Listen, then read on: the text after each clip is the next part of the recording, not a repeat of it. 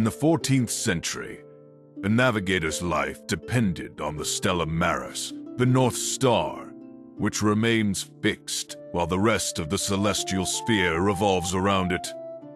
You are standing on the deck of a cog, a sturdy medieval merchant vessel, as it glides through the glass-like waters of the Mediterranean.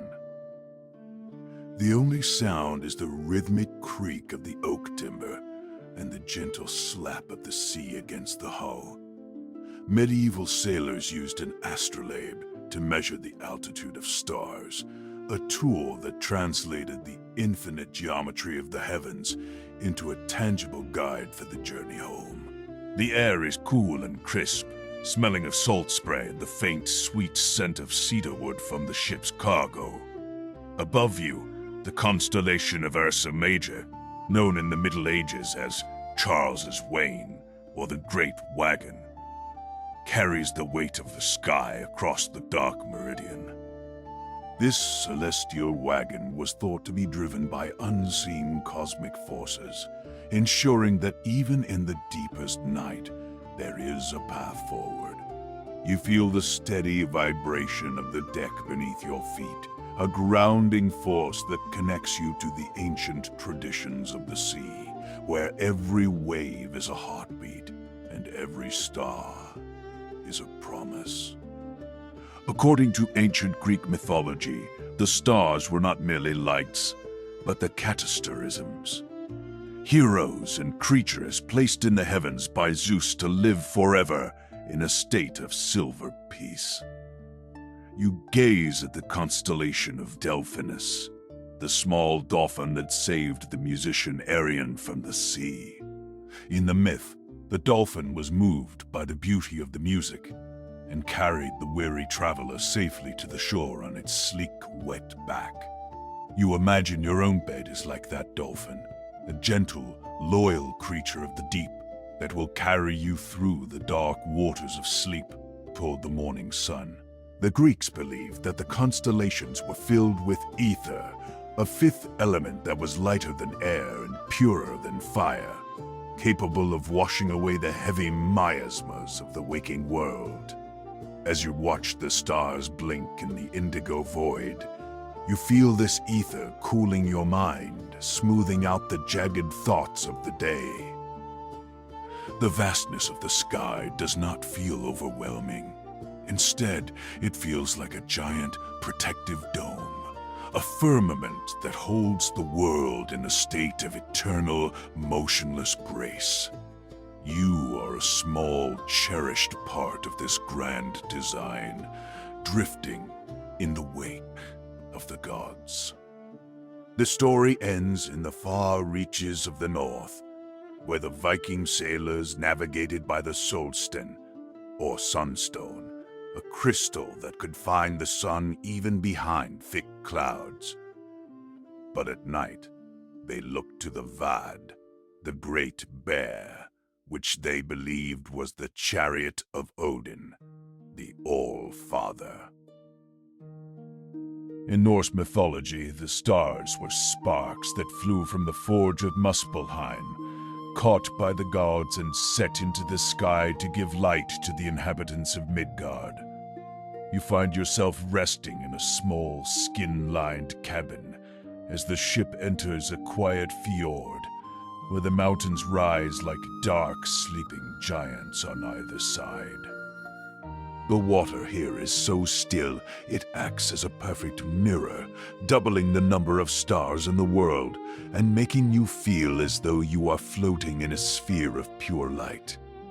The Vikings believed that the night was a time of frith, or sacred peace, where no blood could be shed and no harsh word could be spoken. This peace is a physical presence now. A heavy, warm blanket that muffles the world and turns the stars into soft, glowing embers. You surrender to the pull of the deep, cold water and the high, bright stars, falling into a sleep that is as vast as the ocean and as quiet as the stone. In the medieval North, the sunstone was more than a tool. It was a fragment of the sky itself, a crystalline secret held by the masters of the longships. Known scientifically today as Iceland's spar, this calcite crystal has the unique property of birefringence, which doubles the light passing through it.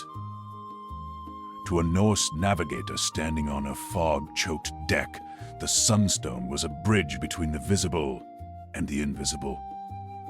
By rotating the stone toward the overcast heavens, they could locate the exact position of the sun even after it had dipped below the horizon, pinpointing the source of light with a yellow glow within the crystal. This was the Solstone, a silent guide that turned the terrifying ambiguity of a gray sea into a charted path. As you imagine, holding this cool, smooth stone, feel its weight in your palm. It represents the human ability to find clarity in the midst of a storm. The scent of the northern sea, brine, cold stone, and damp wool fills the air around you, while the rhythmic thud of the hull against the swells acts as a metronome for your breathing, slowing your pulse to match the ancient pace of the tide. In the poetic Eddas, the sun was the goddess soul, fleeing across the sky in a chariot pulled by the horses Arvaka and Alsvidr. The Sunstone was thought to be a gift from Sol to her favorite travelers, a way to keep her warmth near, even when the iron wood of the clouds blocked her gaze. Medieval sailors believed that light was the purest form of matter, and to capture it within a stone was to hold a piece of the divine. As the ship enters a sheltered cove, the mist begins to glow with a soft, bioluminescent light, reflecting the stars that are finally breaking through the haze. The Ginnungagap, the primordial void of Norse myth, is no longer a place of chaos, but a vast, silent cradle of potential. You are wrapped in a heavy rug of bear fur, its warmth seeping into your shoulders as the ship is moored to a dock made of ancient pine. The Sunstone is tucked safely into a leather pouch, its job finished for the day, its inner light dimming as it returns to a state of rest. You realize that your own mind is like that crystal, capable of finding the light even when the world feels dark. But now it is time to let the double vision of the day merge into the single, peaceful darkness of the night. The final part of the voyage takes you deep into the heart of the midsummer night, where the sun barely sets, leaving a permanent, golden twilight along the horizon. This is the hour of the pearl, a time when the world feels suspended in amber. In medieval philosophy, light was synonymous with life, but darkness was the necessary womb of renewal.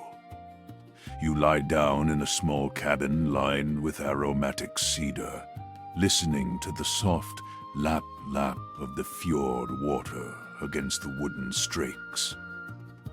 The Sunstone sits on a small shelf above you, catching the last horizontal ray of the sun and casting a faint golden cross upon the ceiling. This shape, the solar cross, was an ancient symbol of the four seasons and the eternal cycle of the earth. As you watch the golden light fade into a soft violet, your eyes grow heavy with the weight of the sea's stories. The Viking sagas tell of a land beyond the north wind, where the grass never fades, and the sleep is always sweet. You are drifting toward that shore now, guided not by a stone or a star, but by the natural pull of your own weary body toward the deep, silent earth. The ocean is still. The wind has died down to a whisper, and the long ship of your dreams is ready to set sail into the quietest part of the night. In the medieval courts of Ireland, the silver branch was the most coveted treasure of the High Kings, brought back from the unseen world by travelers who had crossed the mist. It was a bough from a mystical apple tree, crafted from pure, shimmering silver and adorned with white blossoms that never fell. Hanging from its twigs were 9 golden bells that produced a sound unlike any earthly instrument. In medieval philosophy, music was the mathematics of the soul, and the bells of the silver branch were tuned to the frequency of the stars. To hear them was to have the heavy humors of the mind instantly lightened. Imagine yourself in a quiet, timber-framed hall, where the walls are insulated with thick tapestries of forest scenes. A storyteller moves through the shadows, carrying the branch. As it sways, the bells chime with a delicate, crystalline resonance that vibrates softly in your chest. The scent of the silver blossoms is cool and ethereal, reminiscent of frozen lilies and fresh snow. With every chime, the tension in your jaw and temples melts away, as if a cooling hand has been placed upon your forehead. According to the legend of Bran Macfabeo, the music of the silver branch had the power to summon the birds of paradise, the birds of Rhiannon, whose songs could bridge the gap between the living and the eternal. These birds were said to be 3 in number, with feathers of iridescent gold that shimmered even in the dark. As the bells of the branch continue to ring, you hear the birds begin to sing from the high rafters of the hall. Their song is not a melody you have to follow, but a texture of sound that surrounds you like a warm bath. In medieval mythology, this music was known as the suantrai, the sleeping strain, which could pull the most wakeful warrior into a deep, restorative trance. You feel your limbs becoming heavy and still, as if they were turning into the ancient oak of the hall itself. The bird's song carries the weight of 1,000 peaceful nights, washing over your thoughts and smoothing them until they are as clear as a mountain pool. This is the peace of the bough, a sanctuary of sound that protects you from the clamor of the outside world. As the night deepens, the golden bells slow their rhythm, chiming only once for every slow breath you take. In the myths, the silver branch was a key that unlocked the gates of sleep, allowing the soul to wander through the fields of Lear without fear. You lie down upon a mattress of soft swan down, the silver light of the branch casting long, dancing shadows across the room. The music of the birds fades into a low, vibrating hum, a sound that feels like the very foundations of the earth, resting. Medieval scholars believed that in this state of deep quiet, the spirit was mended by the breath of the universe, returning to its original state of purity. You are no longer aware of the stone walls or the wooden beams. You are floating on a silver thread of sound, drifting further and further into a velvet darkness. The bells give one last tiny chime, as soft as a falling leaf, and then there is only the perfect sacred silence of the night. You are safe. You are healed. And you are deeply, beautifully asleep.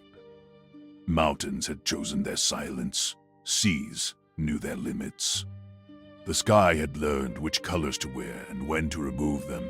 Gods had claimed their domains and grown comfortable inside repetition. Creation no longer asked questions. That was the problem.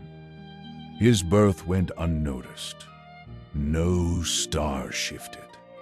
No prophecy stirred. He emerged quietly, as an afterthought in the fabric of things, shaped from leftover possibility rather than intention. His name was Irith, though no one spoke it, and in truth, it barely belonged to him. He was a god of what comes after. After belief settles, after stories harden, after meaning feels complete. Too late to rule anything. Irith wandered the edges of the world where myths thinned and certainty weakened. He listened to the cracks in old stories, the pauses in prayers spoken out of habit rather than hope. Everywhere he felt the same thing: fullness, turning stagnant. The other gods did not notice him because they had stopped looking. Their temples echoed with familiar words. Their power flowed in well-worn paths, efficient and empty. Only the end bell noticed. It hung beneath the world, unseen, unheard, suspended from nothing at all. It had never been rung. It existed solely to mark the moment when continuation became unnecessary. Even the eldest gods avoided thinking about it. Irith felt its presence like a question lodged behind his ribs. One night, though night was only a suggestion at the edge of existence, he found himself standing beneath it. The bell was vast, dark, and perfectly still. Its surface reflected not faces, but conclusions. If wrong, nothing would collapse. Something would conclude. Irith raised his hand, not to strike, to listen. And in the silence that followed, the world hesitated, just long enough to notice him. The bell did not ring when Irith touched it. Instead, it breathed. A deep, inward sound passed through the metal, felt rather than heard. The world responded instantly, though no one could have said why. Fires burned lower, winds slowed. Even the stars seemed to pause mid-pattern, as if waiting for instruction they had never needed before. Irith stepped back. His reflection faded from the bell's surface, replaced by scenes that had not yet happened. Empires gently dissolving into memory. Stories ending without tragedy. Lives concluding without fear of meaninglessness. This is not destruction, Irith whispered. The bell remained silent, but understanding settled around him. The end bell was not an ending. It was permission.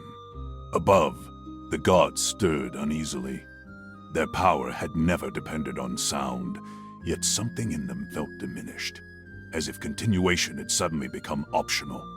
They mistook the sensation for threat. One of them descended. She had ruled over cycles, birth and decay, growth and loss. Her name had been spoken since the first seed split open. Now, she looked tired, her symbols heavy on her shoulders. "You should not be here," she said. "I was born here," Irith replied. She studied him carefully, sensing something she could not categorize. "If that bell is rung, we will no longer be necessary." Irith nodded. "That does not mean you will no longer exist." The distinction unsettled her. "What happens to us?" she asked. "You become complete," he said gently. The idea struck her harder than any curse. Completion implied rest. Rest in pride released from relevance. For gods who had defined themselves by need, it was unbearable. She left without answering. The bell remained untouched. Iris understood then that his role was not to decide for the world, but to make the decision possible. Choice had been missing. not meaning. Far below, humans slept restlessly. Dreams pressed against endings they had never been allowed to reach. Some woke with tears, others with peace they could not explain. The bell waited, and Irith, born too late to rule, realized he had arrived precisely when needed. The gods gathered without calling one another. Fear had learned their names well enough to summon them. They met in a place that once rang with certainty, a high plane of light suspended between sky and meaning. Now it felt thin, like a thought repeated too often. They spoke in fragments. Something has shifted. Power feels optional. Our stories are loosening. None of them said the word end, but it hovered among them, uninvited. The goddess of cycles stood apart. She had not spoken since returning from the bell. Her silence disturbed the others more than warning would have. "It is not destruction," she said finally. "It is permission." They turned toward her sharply. "Permission for what?" demanded the god of oaths, whose voice once bound nations. His words faltered now, losing their edges before reaching their listeners. "To stop," she answered. "To finish without failing." That was when panic took form. Completion threatened the structure of divinity itself. Gods were not shaped to conclude. They were shaped to continue. Worship depended on repetition. Power required relevance. An ending without collapse offered no enemy to fight. He was born wrong. One god's voice trembled. Too late, unnecessary. Yet even as they said it, they felt the weakness of the claim. Necessity was thinning everywhere. Below them, the end bell remained still. Irith did not move toward it. He waited, knowing that pressure revealed truth faster than force ever could. One god descended to him under the pretense of curiosity. Another followed, masked as concern. Each asked the same question in different ways. "If we choose completion," they asked, "will we be forgotten?" Irith answered honestly. "Eventually." That frightened them less than they expected. "What remains?" one asked. "Impact," Irith said, "not control." The gods returned to the gathering quieter. Some felt relief. Others felt rage. A few felt something dangerously close to longing. The end bell absorbed it all, unchanged. Above, stories began ending naturally, not abruptly, not tragically, simply reaching their final note and stopping. The world did not break, it adjusted. And for the first time since creation, the gods realized their greatest fear was not disappearance. It was peace without purpose. It was not the eldest god who stepped forward, nor the most powerful. It was one whose name had already begun to soften at the edges, spoken less often, remembered more as a feeling than a figure. He had governed thresholds, doors, beginnings, farewells, moments people crossed without ceremony. For centuries, he had watched others arrive and leave, while he remained suspended in between. He approached the end bell alone. Iris stood aside. This choice had to be unobserved, uncelebrated. Completion required privacy. The god placed his palm against the bell's surface. It was cool, neither inviting nor resistant. "I have done what I was made to do," he said. His voice did not shake. "And what I was made to do no longer needs me." The bell answered, not with sound, but with resonance. A deep alignment passed through him, loosening every tie that bound him to continuation. His symbols fell away first, then his stories.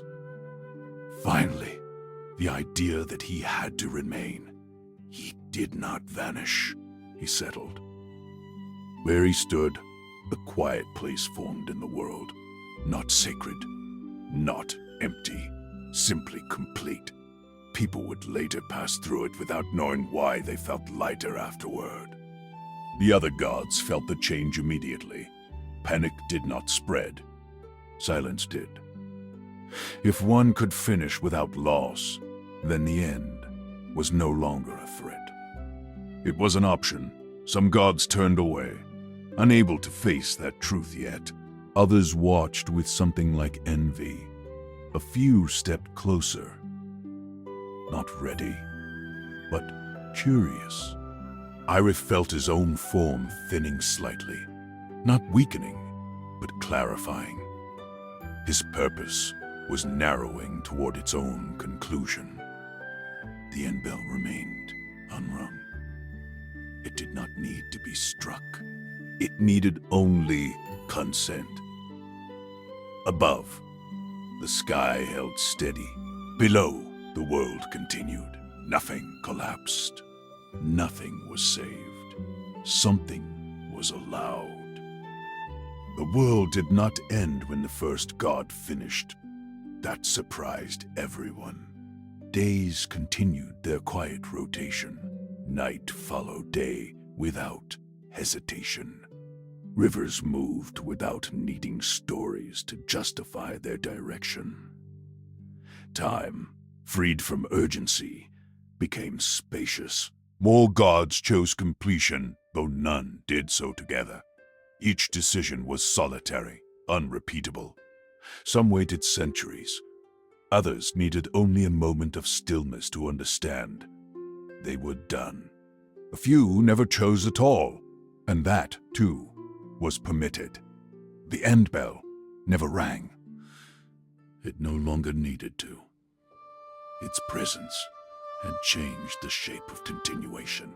Endings were no longer failures. They were acknowledgments. Things could conclude without being erased, rest without being forgotten. Iris felt himself growing quieter. His late birth had been precise. His departure would be just as exact. He had not been meant to remain after the choice existed. He returned to the bell one final time. Not to touch it, not to listen, only to stand near it, feeling the world move on without needing him. "You may finish as well," the bell seemed to say, though no sound formed. "I know," Irith replied, "but not yet." He stepped away. Far below, humans lived without sensing the shift. Yet something subtle had changed. They allowed relationships to end without bitterness. They rested without guilt. They no longer mistook permanence for meaning. Stories shortened, not because attention failed, but because completion felt honest. Eventually, Irith did finish. Not at the bell, not with ceremony, but somewhere unmarked, where no myth would form around him. His name dissolved first, then his role. What remained spread thinly across the world, the instinct to stop when enough had been done. Long after gods ceased to matter, the end bell remained silent, unnecessary, perfect. And time continued, not endlessly, not urgently, simply enough. In the age when gods still chose their dwellings, most claimed the sky without hesitation. Height implied power, distance inspired awe, and clouds forgave many cruelties. One god, however, turned away from the heavens. His name was alien, though it was spoken rarely and remembered unevenly. He was born of horizon and dust, shaped not by lightning or flame, but by the moment when day admits defeat and night does not yet rule. When the others rose upward, building thrones from wind and light, Alien stepped downward into the long patience of the earth. The gods laughed at first. They mistook refusal for weakness. From above, they ruled seasons and fate, distributing blessings with theatrical generosity. From below, Alien listened. He learned the weight of footsteps, the language of roots, the way stone remembers pressure long after it is removed. Humans did not pray to him. They rarely noticed him at all, yet when exhaustion pressed too hard, when ambition collapsed inward, when silence became necessary rather than frightening, it was Alien they brushed against, without knowing his name. Time passed differently beneath the world. Centuries folded into moments. Empires rose and fell like shallow breaths. Still, Alien remained, unmoved by worship or neglect. Then the sky cracked, not with thunder, but with strain. The other gods had grown heavy with attention, bloated with expectation. Every unanswered prayer pulled at them. Every remembered myth tightened like a knot. Immortality, stretched too thin, began to ache. One by one, their voices faltered. High above, the heavens dimmed, their blue paling into something uncertain. Below, the earth shifted almost imperceptibly, making room. Alien felt the change before it arrived.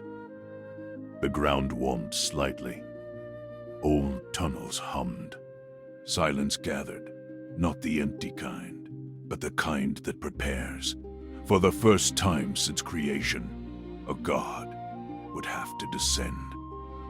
And Alien, who had never left, stood ready to receive W. The first to fall did not scream. She arrived as weight rather than motion, pressing into the lower air as if gravity itself had remembered her. No wings carried her, no fire marked her passage. The sky simply released her, relieved to be lighter. Alien felt her before he saw her. Stone tightened. Roots leaned inward. The earth prepared itself the way a body does when it knows impact is inevitable, but not unwelcome. She struck the ground beyond the deepest tunnels, where darkness was not absence, but accumulation.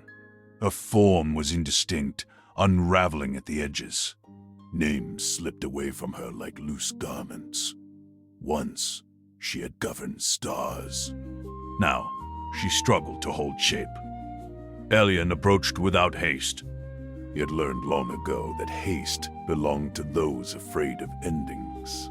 "You are far from where you ruled," he said, his voice low enough not to disturb the ground. "I no longer rule," she answered. Her voice echoed unevenly, as if unsure which direction to travel. "I am what remains." He knelt beside her. The earth rose slightly beneath them, offering support.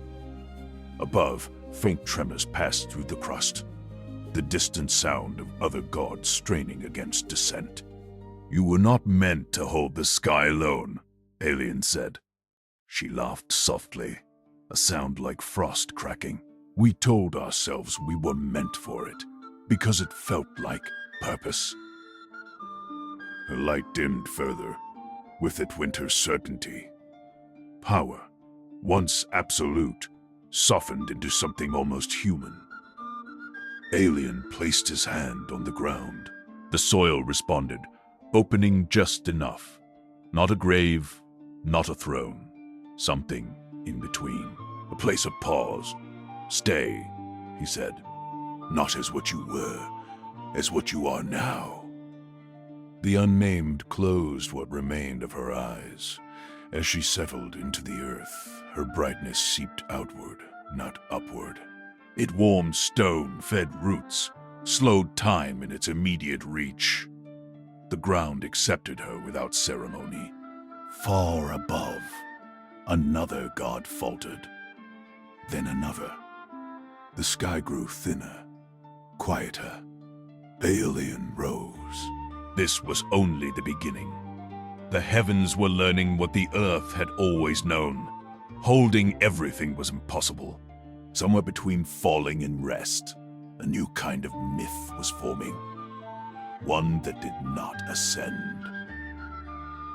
More gods descended, though none arrived the same way. Some came slowly, like regrets settling after years of resistance. Others fell abruptly, their power collapsing inward as if ashamed of the noise it once made.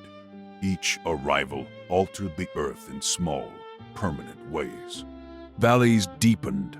Springs formed without explanation. Certain places began to feel older than their surroundings. Alien did not judge who arrived, or how. He met them all with the same patience. The ground had taught him.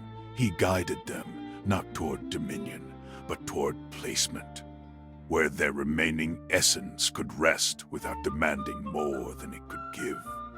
One god wept until Saw filled an underground lake. Another shed heat, so intense that new stone was born glowing and soft. A third arrived nearly empty, little more than memory, and was absorbed quietly into the roots of a forest that would later be feared for its stillness. The earth never complained. It adjusted. Alien felt the strain, though. Not as pain, but as density. The world grew heavier, with meaning. Each god carried centuries of belief, expectation, misuse. The earth accepted them because it had always accepted consequence. But acceptance did not mean indifference. One night, if night could be named so far below, the ground spoke, not in words, but in pressure. Alien felt it in his bones, in the way stone held longer than necessary before releasing weight. This is not infinite, the earth conveyed. Aleon understood. Even patience had limits. Even forgiveness required balance. He walked deeper than he ever had before, to the place where formation began, where the world was still deciding what it wanted to be. There, he listened. The earth did not ask him to stop the gods. It asked him to choose. Not all weight could be carried forever. Some of it had to be transformed. Some had to be let go. Above, the sky was almost empty now. Its blue had faded into something pale and unused. Storms no longer knew where to gather. Stars drifted, uncertain of their roles. Below, the earth waited for Alien's decision, not as a ruler, but as a mediator between burden and release. He stood still for a long time. Then he began to prepare a place not for gods to rest, but for them to end, gently, without erasure, without spectacle. Not destruction, completion. The hollow was not carved, it emerged. Alien did not shape it with force or command. He simply stopped preventing what the earth already wanted to do. Stone withdrew. Pressure redistributed. Space opened the way. A sigh opens a chest. What formed was vast but contained, deep without being devouring. This was where excess would soften. The first god to enter the hollow did so willingly. He had once governed war, though no single battle remembered him kindly. His armor had fused to his form over centuries, each layer made from praise, fear, and necessity. As he stepped into the hollow, the weight began to peel away. Not painfully, truthfully. Each memory of violence fell from him and sank into the ground where it lost its sharpness. Iron became soil. Shouting became silence.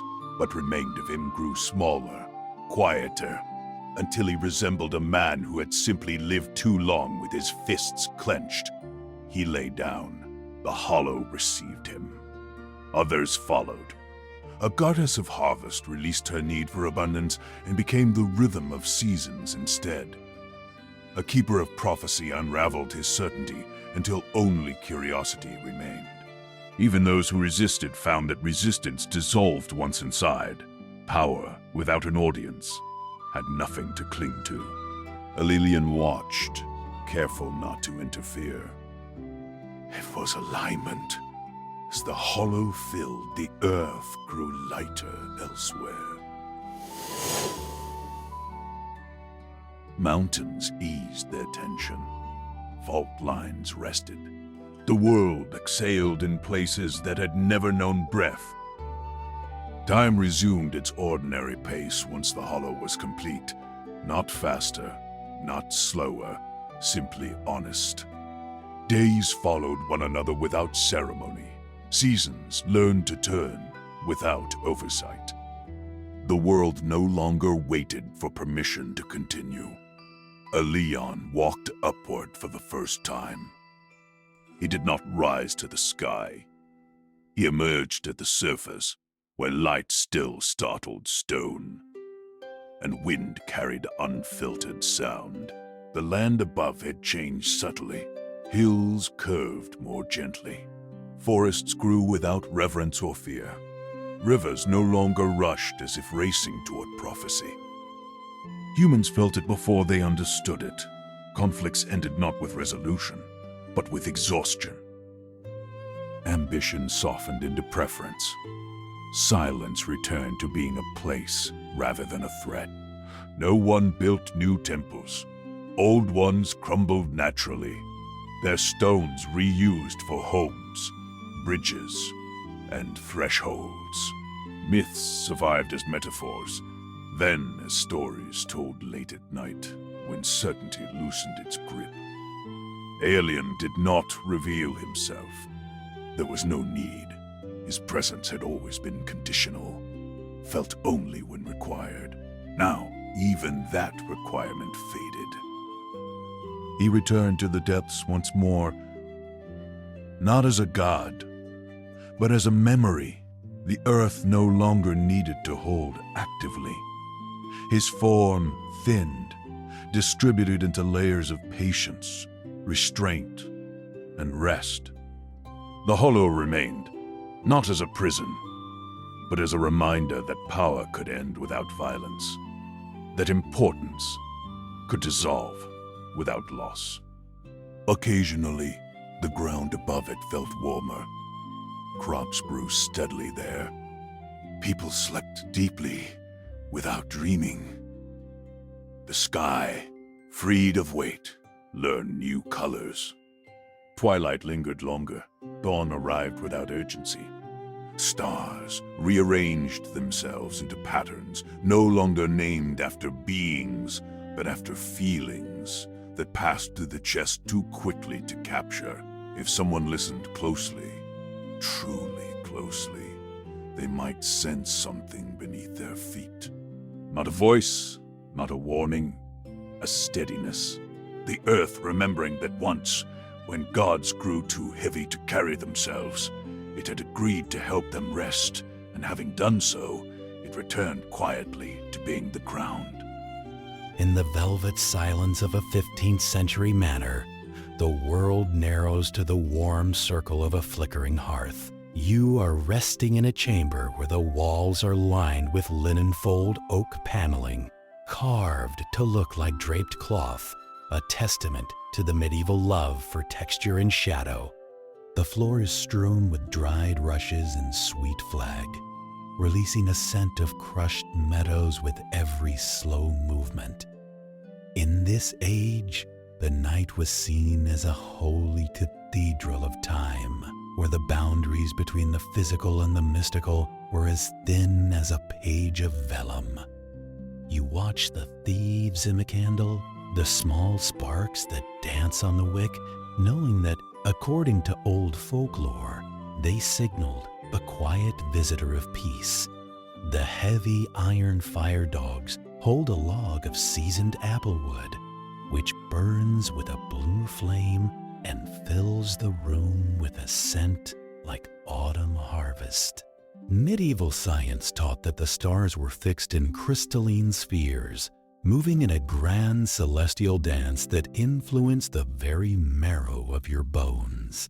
This concept, known as macrocosm and microcosm, suggested that the peace of the universe was reflected in the peace of the human body. As you lie beneath a heavy coverlet of quilted silk, the cold stone of the castle walls provides a grounding contrast to the warmth of your bed. The distant sound of the night watchman's bell rings out once, a signal that all is well and the gates are barred against the world. This is a time of absolute enclosure, where the safety of the hearth is a sacred law. You are enveloped in a silence so profound it feels physical, a weightless blanket that smooths the edges of your thoughts until they are as soft as the soot in the chimney. Now, your journey shifts to the golden sands of ancient Egypt, where the night sky was seen as the arched body of the goddess Nut, her skin shimmering with 1 billion stars. You are resting on a terrace overlooking the Nile, the river flowing with a sound like rustling silk against the papyrus reeds. In Egyptian mythology, the sun god Ra travels through the 12 hours of the night in his Nesektet bark, a solar boat that glides through the stars. As the boat moves, it brings a cooling breeze that smells of frankincense and the damp earth of the riverbanks. You imagine yourself reclining on a headrest of polished alabaster, a stone believed to possess the cool energy of the moon. The Egyptians believed that during sleep, the Ba, or the soul, could fly through the celestial realms like a golden hawk, returning to the body at dawn refreshed with the wisdom of the gods. The Nile is the heartbeat of this world, its steady current reflecting the path of the Milky Way, which the ancients called the Heavenly River. You watch a single lotus flower close its petals as it sinks beneath the surface, a ritual of rest that mirrors your own descent into slumber. There is no urgency in this desert night. The pyramids on the horizon stand as eternal guardians of the stillness, their limestone casings reflecting the silver light of the moon. To the ancients, sleep was a return to noon, the primordial waters of peace from which all life began. You feel as though you are floating in these warm, dark waters, supported by the hands of the gods. The air is still, the desert is silent, and the stars above are like friendly eyes watching over your transit into the realm of dreams. You are safe within the embrace of the goddess, a tiny part of a vast eternal cycle. Finally, you find yourself in the high halls of Mount Ida, where the air is thin and pure, tasting of mountain snow and wild thyme. You are an honored guest at the table of the Hesperides, the nymphs of the sunset, who guard the garden of golden apples. The trees here have leaves of beaten copper that clink softly in the wind, a metallic music that lulls the senses into a deep state of trance. In this mythological garden, the sunset never truly ends. It remains in a permanent state of violet twilight, the hour of the Hesperus, or the evening star. You sit upon a throne of moss and ivy, feeling the ancient strength of the mountain beneath you. The golden apples glow with a soft inner light, representing the immortality of the spirit and the enduring power of beauty. The nymphs begin to sing a song without words, a melody that bypasses the mind and speaks directly to the heart.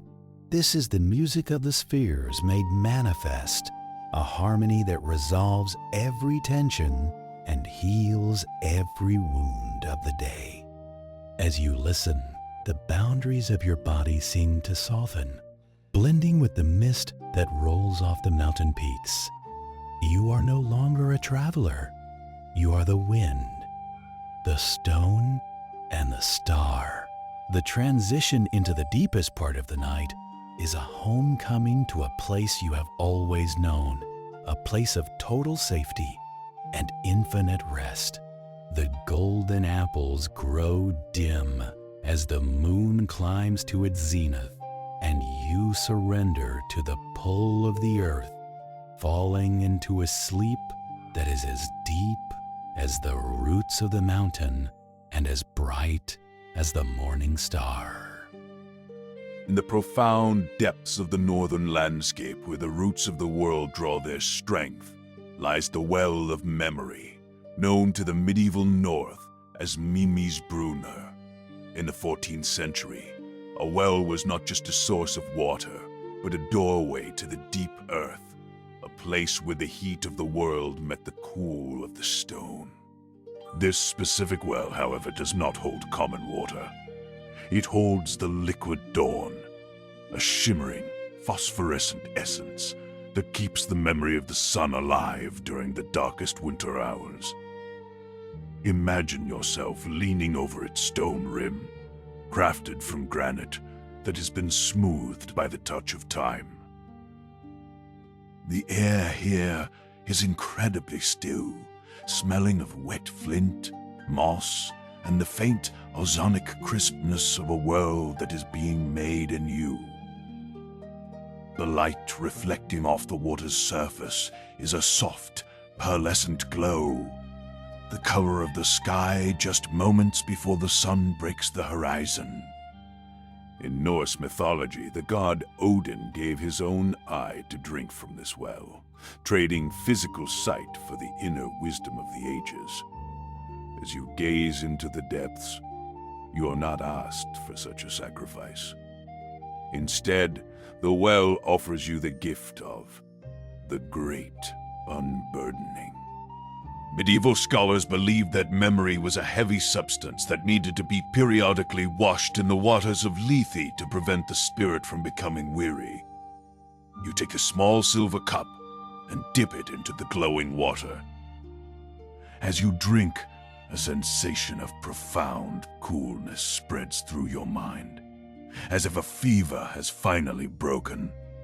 The worries of the past year and the anxieties of the future are neutralized, turned into harmless sediment that sinks to the bottom of the well.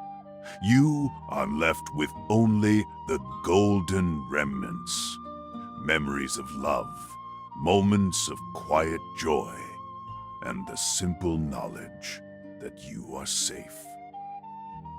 As the midnight stars turn slowly overhead, the well of memory begins to pulse with a low, rhythmic vibration.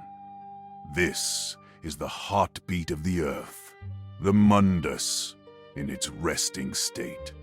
You lie down on the soft, damp grass beside the well, feeling the physical weight of your body pressing into the earth. To the medieval mind, this was the moment of recreatio, where the soul is literally recreated in the silence of the night. The pearlescent light from the well acts as a protective shield, a halo of the deep that ensures no shadow can touch your rest. You feel your consciousness expanding and then contracting, focusing down to the single steady rhythm of your breathing.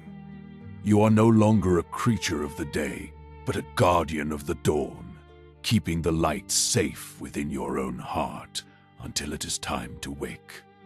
The story of the nights, the stars, the labyrinths, and the wells now comes to its natural conclusion.